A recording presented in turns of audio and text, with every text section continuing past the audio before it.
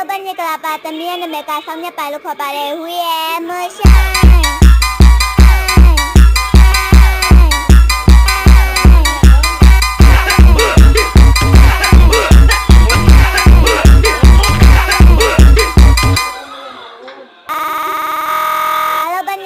သမီးရဲ့နာမည်ကဆောင်းမြတ်ပိုင်လို့ခေါ်ပါတယ်ဟူရဲ့မဆိုင်